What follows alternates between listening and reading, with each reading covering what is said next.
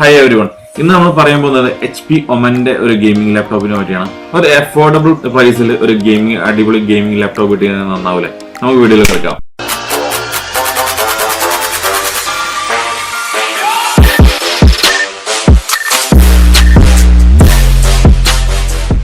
ഞാൻ നിങ്ങൾക്ക് പരിചയപ്പെടുത്താൻ വന്നത് HP-ന്റെ OMEN 15 ലാപ്ടോപ്പ് ആണ്.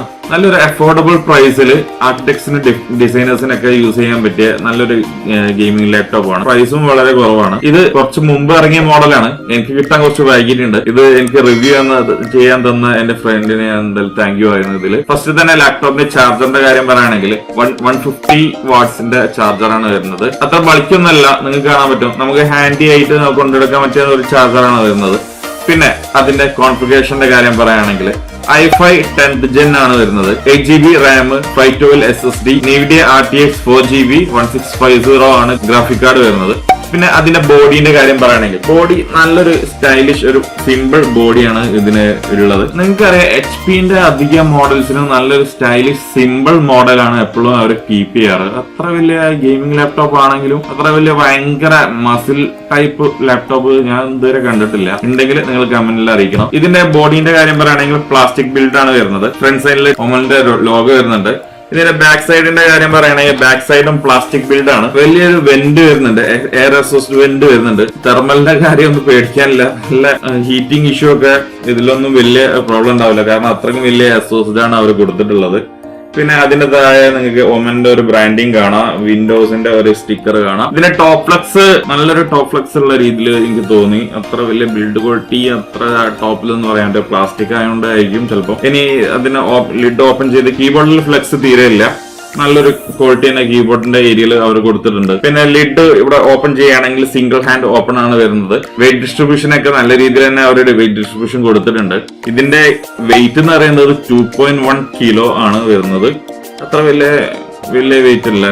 നോർമൽ ഉള്ള ലാപ്ടോപ്പിന് ഗെയിമിംഗ് ഇപ്പോൾ ഇറങ്ങുന്ന ലേറ്റസ്റ്റ് മോഡലിനെക്കാട്ടും നോർമൽ റേഞ്ചേ വരുന്നുള്ളൂ ഇതിന്റെ വെയിറ്റ് എന്ന് പറയുന്നത്. പിന്നെ ലിഡ് ഓപ്പൺ ചെയ്ത് കഴിഞ്ഞാൽ നിങ്ങൾക്ക് ഇവിടെ HP-ന്റെ കസ്റ്റമർ സപ്പോർട്ട് ഇത് കാണാം. എല്ലാ മോഡൽസിലും വരുന്നതാണ് ഇത്. പിന്നെ അതിന്റെ റൈറ്റ് സൈഡിൽ ഇന്റലിന്റെ സ്റ്റിക്കർ വരുന്നുണ്ട്, NVIDIA-ന്റെ ബ്രാൻഡിങ് വരുന്നുണ്ട്. പിന്നെ OMEN 15-ന്റെ നിങ്ങൾക്ക് കാണാൻ പറ്റുമെന്ന് അറിയില്ല, OMEN 15-ന്റെ ഇതിന്റെ ഒരു ബ്രാൻഡിങ് വരുന്നുണ്ട്.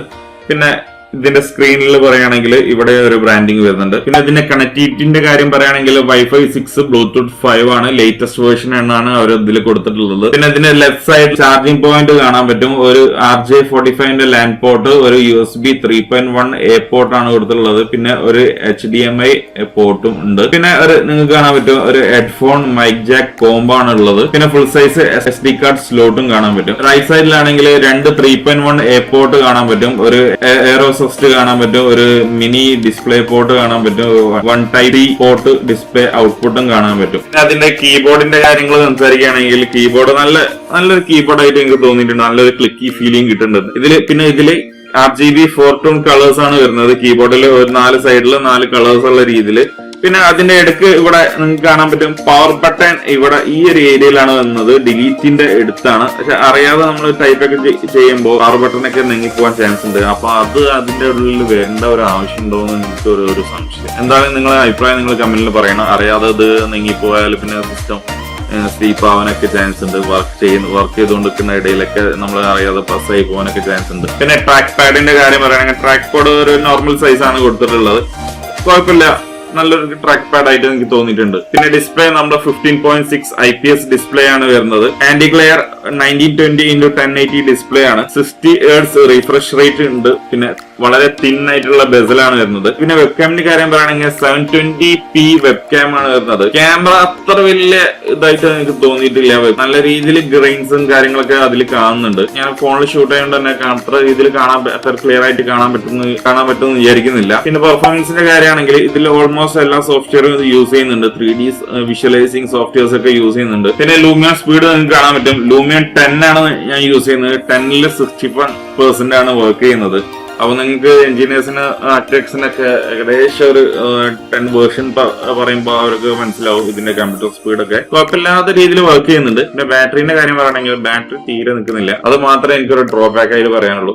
പിന്നെ ഗെയിമിംഗ് ലാപ്ടോപ്പിൽ നമ്മൾ അത്ര ബാറ്ററി എക്സ്പെക്ട് ചെയ്യേണ്ട ആവശ്യമില്ല. എനിക്ക് അറിയുന്ന കാര്യമാണ്, നമ്മൾ എല്ലാ വീഡിയോയിലും പറയുന്നതാണ്. പിന്നെ എക്സ്പെക്ട് ചെയ്യുന്ന മോഡൽസ് ഒക്കെ ഉണ്ട് കേട്ടോ, അത് ഇല്ലാന്നല്ല, ഉണ്ട്. പിന്നെ ഇതിന്റെ റാമിന്റെ കാര്യം പറയുകയാണെങ്കിൽ 2 സ്ലോട്ടാണ് വരുന്നത്.